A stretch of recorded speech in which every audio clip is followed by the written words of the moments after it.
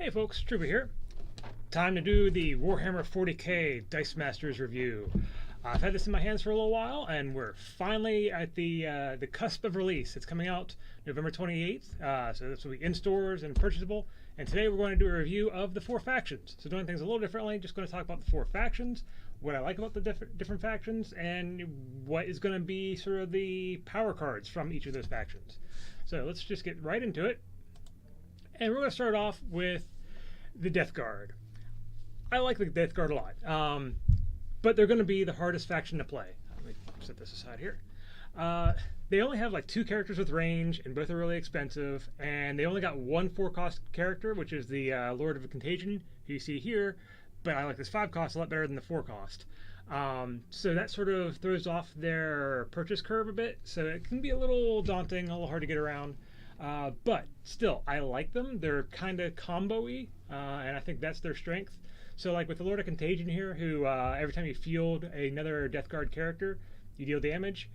It feels a little Johnny Swarmy, especially when you bring in something like, let's see if I can get it to show up here, the Poxwalker. Of course, I love Swarm, and if you are swarming with Poxwalkers and fielding them, you're kicking off the Lord of Contagion each time you field one. There's other nice little field combos that I like with it. The only issue is this set, there's a whole lot of range, and there isn't a lot of range for the Death Guard, and there is no real good counter for range in the Death Guard. But they do have Mortarion, where there's the global to pay 1 shield to get +1 defense. Strange that, yeah, for once, I actually like a defense global. So it's going to help me keep my swarmers on the field. So just pump into them and hopefully survive the range attacks. But yeah, that is our Death Guard. There's also some nice taxing stuff in here. Yeah, and just some fun combos. And all that said, I think when the team does get set up and starts going and starts cooking, it has some really fun interactions and it's really thematic. But it's kind of slow. It's slow, takes a little bit to get set up, very combo-y, but it slowly eats your opponent alive, which is very appropriate for the Death Guard. So let's move on to the Ultramarines. So Ultramarines, starting off right off here with Vero Tigerius, we have a really good combo, or really good counter to range. He can still be hit by range, but he prevents all of your other Chaos Marines from being able to hit, or yeah, Chaos Marines, Ultramarines from being hit by range. Now, granted, there is like a little flub in the text here, but we're going to assume that Vero Tigerius is referring to himself when it says when Chief Librarian Tigerius is active, because he is Chief Librarian Tigerius. It's just that we'll skip over that. But basically, yeah, he's got a little flub, but he should be played as he is Chief Librarian Vero Tigerius. So yes, he's a range counter. And speaking of range, the Ultramarines have this really nice tool for ramp here with the Primaris Aggressor. So every time you knock something out with range, you get to prep a die from your bag. And with him, plus a couple of the cheaper range options, like there's Primaris Inceptor, and then there's another one that's pretty cheap, you can get in quickly, get those out, start doing damage, range damage, start prepping stuff, and that should get you to the larger characters in the team. I think one of the problems with the team, though, is it doesn't have a really obvious kill shot. It just sort of is going to ramp up and get big things, but there's no obvious like whiteboard and then go in for win. Your best option there is probably the Repulsor, because if you get a bunch of those, so if you're ramping up, you're going to be able to buy the Repulsors hopefully pretty easily. And then they've got the ability that when the Primaris Repulsor attacks, at least 1 character die must be assigned to block it, and then that also triggers frag if it knocks that character die out. So they're basically going to be your bulldozers to get through and knock stuff down and hopefully get the rest of your guys through for doing damage to kill your opponent. But yeah, so they're a little weird. I think they're strong, but they're just, yeah, they need that kill shot, and I don't think they have the obvious one. It's not as obvious as our 2 other factions here. So let's go on to the Orcs. I like the Orcs a lot. I think they're a whole hell of a lot of fun. They are the most versatile of the bunch. There's lots of different ways to play them. But yeah, these are the cards that I'm going to like the most. So you've got the orc boys here who give you sort of your own Alfred-like wall that you can put up. So as long as you've got some other orc out, they're going to just keep on coming back, coming back, coming back. Now, granted, if you've got something that's going to get, boosted from knocking them out, like if the range from the Primaris Aggressor, they're going to get knocked out, your opponent's going to be ramping, but you're still going to be bringing them back. It's a lot to potentially feed your opponent, but they actually are pretty nice, and they're also going to help you later on, because there's well, I'll get to the knobs here in a little bit, but these actually are going to boost your knobs.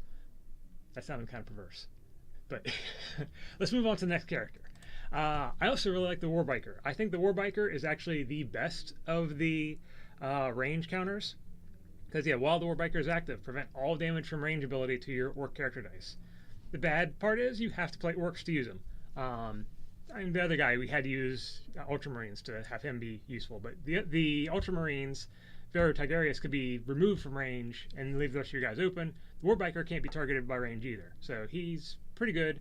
It's a nice, solid range counter, and I think having him out is very often going to be the difference between a slow but eventual win versus a quick loss. But the other thing that we have on the orcs is the Battlewagon, which is very much like the Primaris Aggressor. Another thing where when you do range damage and knock something out, you get to private die from your bag. Unfortunately, unlike the Primaris Aggressor, its defense is a little lower, so it's going to be easier to knock out. So it's going to be a little bit harder to get that range consistently, but get the range prep consistently. But still, I think you can pull it off pretty nicely. It's a good card, 4 cost. I like it. It's another good source of ramp. And then we also have the Orc Knob. I mentioned him earlier.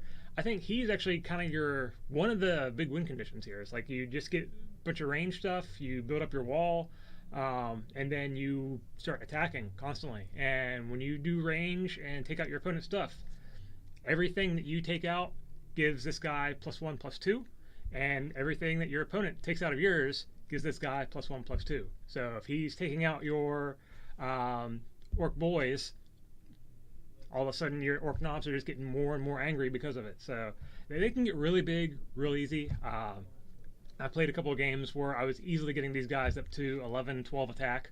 So that's the thing with range. It gets to be a bit of a bloodbath, and these guys really just feed off of it. They wash themselves in the blood.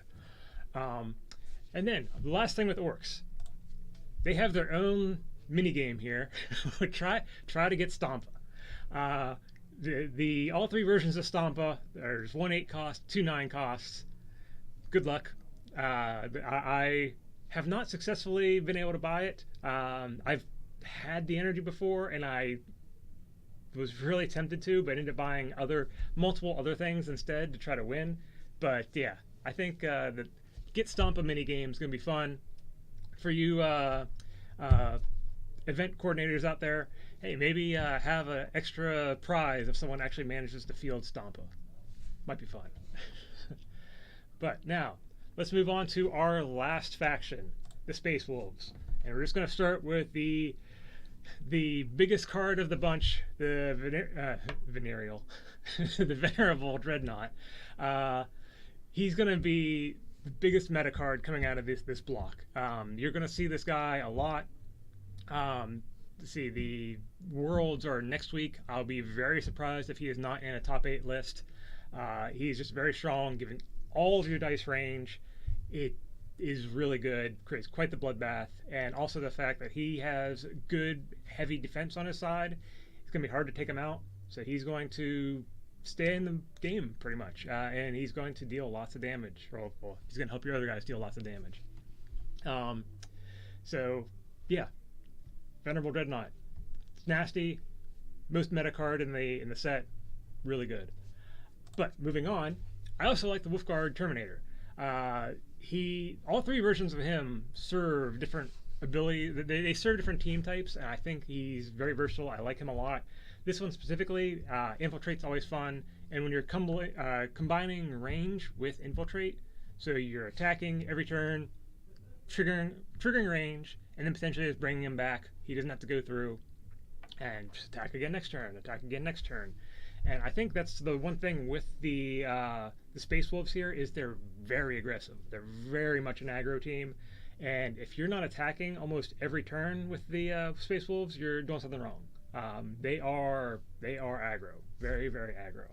And speaking of that, yeah, adding to that aggro is Overcrush. So I think that's one of the big things with the Space Wolves here is, yeah, there's Overcrush on a couple of the other cards, but it's very attainable and very much a win condition for the Space Wolves. Because, yeah, especially if you are on a 4-cost with Overcrush, who has really good stats, plus if you are using range, and even if you're not killing things with range, if you're bringing down the defense and then they're blocking the Thunderwolf Cavalry, like a 3/3 with it's already taken 2 range damage, blocks the 5/5, they're taking 4 damage. So it's pretty great.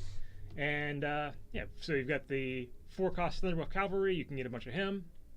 And we've also got max 2, but Logan Grimnar, who has some mighty stats there. 6 attack, 7 attack, and 8 attack. So yeah, he's going to crush your opponent. That's funny, I keep on thinking that he's a Banshee die. For some reason, the axe makes me think of Banshee from X-Men. Don't know why. But yeah, that's the Space Wolves. There's some awesome stuff here. They're going to be quite the team to deal with. Yeah, they're tough. And yeah, the Venerable Dreadnought. Watch out for it. But that is our quick, like, going through this really quick. The 4 factions that are in Warhammer 40k Dice Masters. It's been a long time coming. I'm really excited for this set. Of course, I'm also, you bring these in, you sort of whet our appetites. Now I'm like, ooh, what factions are we going to get next time? You know, want to see Necrons, want to see, you know, Tyranids. But these 4 are pretty awesome to begin with. But yeah, that's my list. For our release event, I'm very likely going to be playing Chaos, the Death Guard, trying to make them work. I think they're fun, but they're yeah, hard mode. I'd say they're hard mode. Getting them to win, I think, is hard mode. But there we go. This is a great set. Can't wait for it. Hope you guys love it as much as I do. And yeah, until then, I'll see you guys on Sundays.